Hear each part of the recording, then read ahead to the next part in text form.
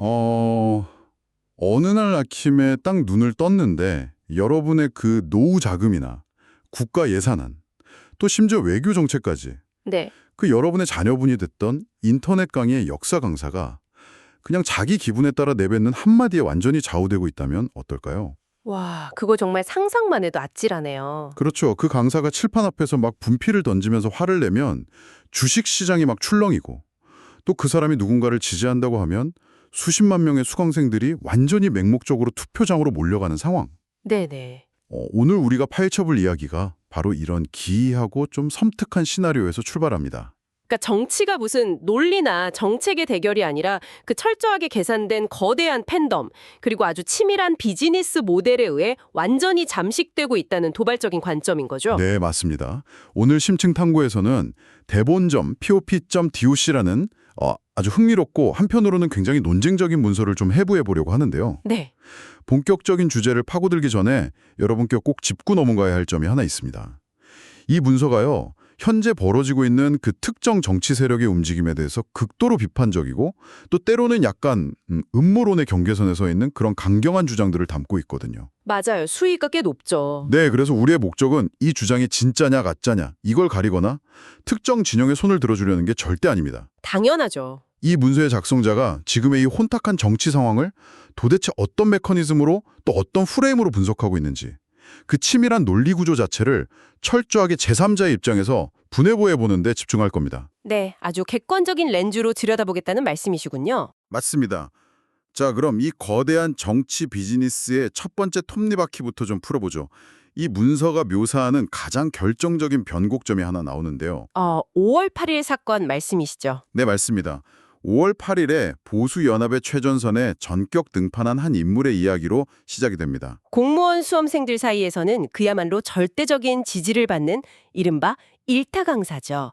전한길 강사의 등장입니다. 아, 그 유명한 분이요. 네, 사실 과거에 강의실에서 수험생들한테 나는 정치 근처에도 안 가겠다 혹은 정직하게 살아라 이렇게 목에 핏대를 세우면서 호통을 치던 분이거든요. 저도 영상 본 기억이 나네요. 그렇죠. 그런데 그런 그가 하루아침에 자신의 말을 뒤집고 선거판의 한가운데로 뛰어들었다는 사실을 이 문서에서는 매우 아주 비중 있게 다루고 있습니다. 근데 여기서 약간 좀 의문이 드는 게 하나 있어요. 어떤 점이시죠? 사실 유명 연예인이나 막 인플루언서가 선거철에 특정 정치인의 유세 차량에 올라가거나 지지 선언을 하는 거 이거 전 세계적으로 엄청 흔한 선거 캠페인 중 하나잖아요. 네, 흔히들 하는 방식이죠. 근데 기업이 신제품 출시할 때 대중한테 친숙한 모델 기용해서 브랜드 이미지 확 끌어올리는 거 그거랑 같은 맥락으로 볼 수 있지 않나요? 왜 이 문서는 굳이 이 강사의 등장을 단순한 셀러 마케팅 수준을 넘어서서 무슨 치명적인 위협으로까지 묘사하는 걸까요? 바로 그 지점이 이 문서가 지금의 정치 시장을 분석하는 아주 독특한 시각입니다. 제공된 자료의 논리를 좀 따라가 보면요. 연예인의 단순 지지하고 이런 일타 강사의 정치 세력화는 근본적인 그 작동 방식 자체가 아예 다르다는 겁니다. 작동 방식이 아예 다르다. 어떻게 다르다는 거죠? 전한길이라는 인물이 연간 20조 원에 달하는 그 거대한 사교육 시장에서 어떤 위치인지 생각해 보셔야 해요. 이분은 단순히 지식을 전달하는 사람을 넘어선 겁니다. 아, 단순한 지식 전달자가 아니다. 네, 수험생이나 학부모들에게는 일종의 도덕적 나침반이자 인생의 멘토로까지 자리 잡은 인물이거든요. 아, 확실히 연예인에 대한 호감이랑은 좀 결이 다르네요. 맞습니다. 대중은 그가 칠판 앞에서 외쳤던 정의, 정직 이런 가치들을 아주 굳게 믿어왔던 거죠.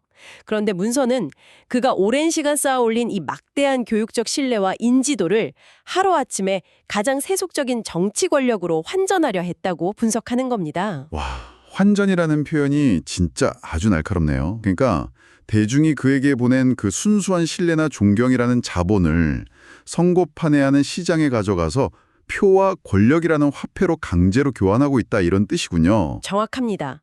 문서의 표현을 그대로 빌리자면 이것은 대국민 가스라이팅의 시작이라는 거예요. 가스라이팅이요? 세상에. 네, 이런 거대한 팬덤을 가진 인플루언서는 대중의 비판적인 사고를 마비시켜버리거든요. 아, 이성적인 판단을 못하게 만든다는 거네요. 그렇죠. 이 사람들이 정책이 좋아서 혹은 자신의 정치적 이념이랑 잘 맞아서 지지하는 게 아니에요. 그럼요. 그냥 내가 믿고 따르는 선생님이 지지하니까 나도 무조건 따라가야겠다. 이런 맹목적인 추종을 만들어낸다는 겁니다. 와, 듣고 보니까 정말 좀 무서운 얘기네요. 문서는 이게 정치 대결이라는 민주주의의 기본 상식을 통째로 뒤집어버리는 아주 위험한 정치 권력화의 첫 단추라고 날카롭게 지적하고 있는 거죠. 단순한 광고 모델 기용이 아니라 팬덤이라는 비이성적인 무기를 정치판에 그대로 투척한 셈이네요. 네, 맞습니다. 근데 제가 이 문서의 주장을 쭉 따라가다 보니까 여기서부터 더 흥미로운 대목이 막 나오더라고요. 아, 실체에 대한 부분이죠. 네네.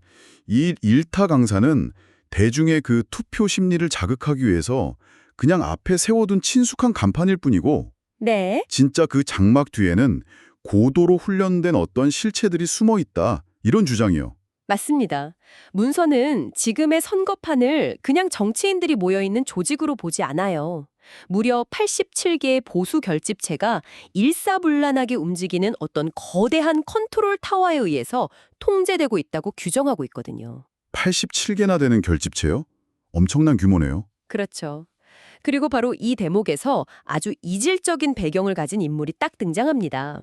아, 저도 그 부분 읽으면서 되게 놀랐어요.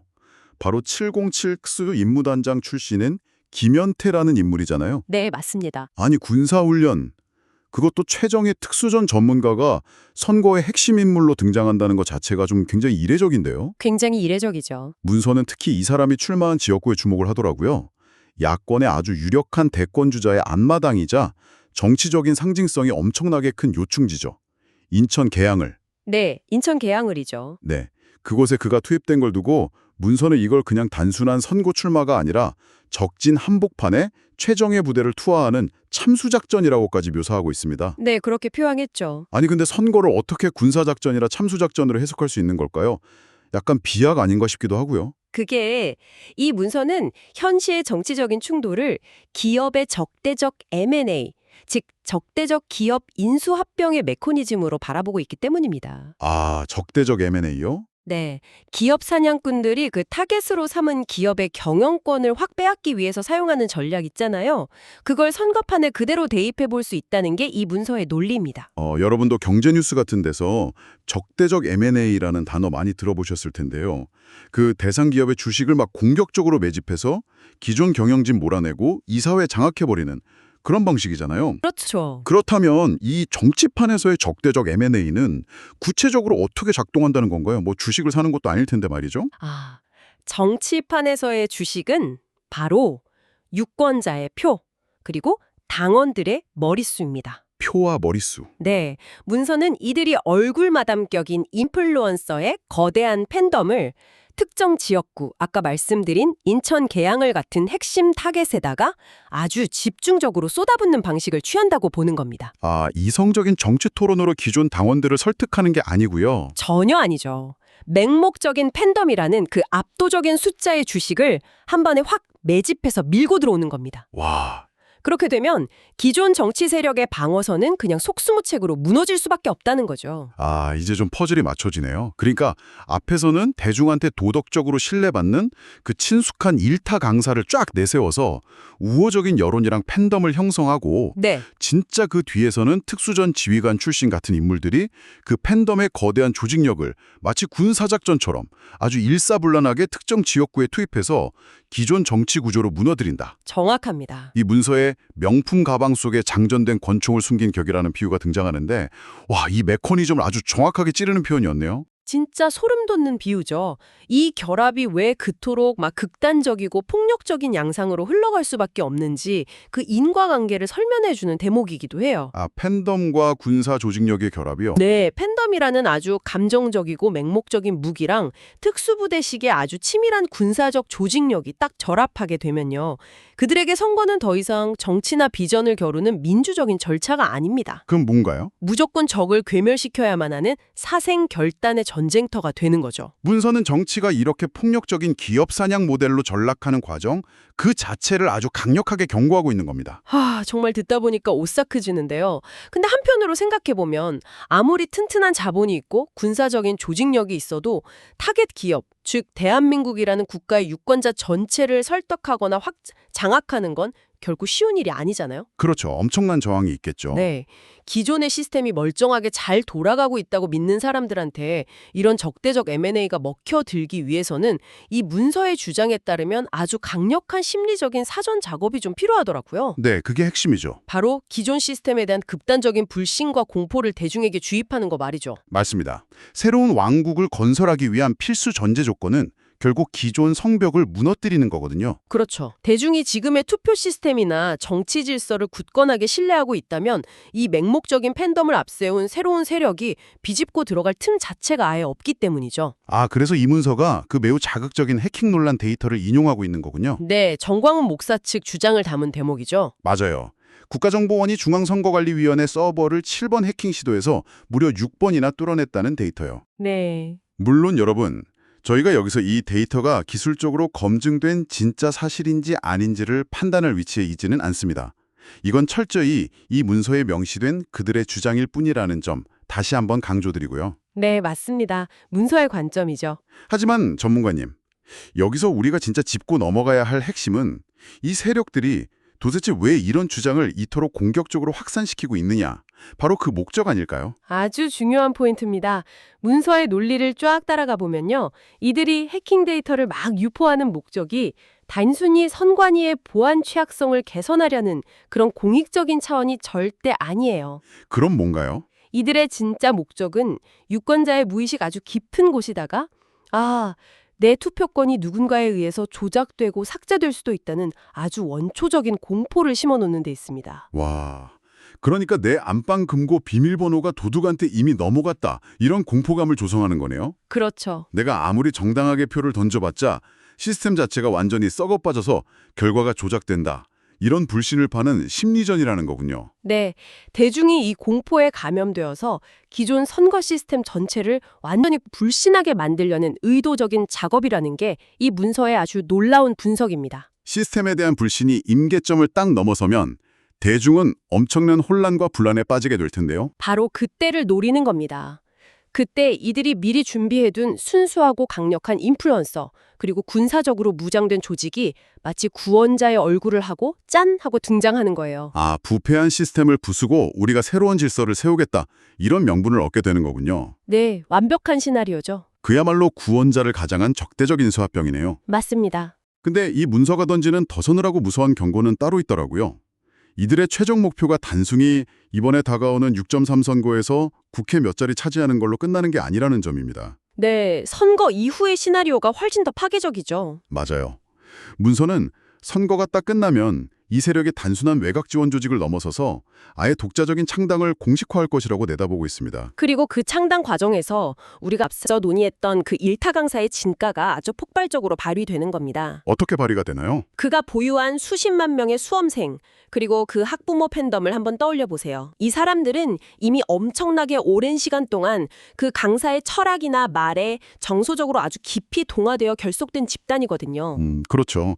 1년, 2년씩 매일 강의를 들었을 테니까요. 네, 정책의 타당성이나 국가 경제 미래 이런 걸 고민해서 모인 사람들이 아니에요. 네네. 근데 이 거대하고 맹목적인 팬덤 권력이 그대로 제도권 정당의 당원으로 확 치환되어서 쏟아져 들어오는 순간 대한민국의 정치 지형이 과연 어떻게 변할지 상상해 보라는 겁니다. 이게 문서의 가장 강력한 경고예요. 와, 팬덤이 그대로 당원으로 치환된다. 그러니까 무슨 이념이나 정책 비전을 중심으로 토론하고 합의하는 그런 정상적인 민주적 정당이 아니라 네. 마치 교주와 신도에 가까운 종교적 추종으로 뭉친 거대한 맹신 세력이 탄생한다는 거네요. 그렇죠. 이 문서는 이걸 두고 정당 정치가 완전히 마비되고 모든 논리가 확 빨려 들어가는 정치적 블랙홀이 열린다고 아주 강하게 표현했습니다. 정치적 블랙홀이요? 오로지 인지도라는 자본만을 극대화해서 정치 권력이라는 수익을 창출해내는 그야말로 무자비하고 아주 치밀한 비즈니스 모델의 완성 단계라고 볼 수 있겠습니다. 하는 이분법적인 정치 질서마저 완전히 무의미하게 만들어버리고 오직 그 인플루언서의 입만 바라보는 그들만의 새로운 왕국을 설계하고 있다는 것, 이것이 문서가 이 사태를 바라보는 일관된 프레임입니다. 자, 여러분, 여기까지 들으신 분들은 아마 속으로 이런 의문이 좀 드실지도 모르겠어요. 어떤 의문이죠?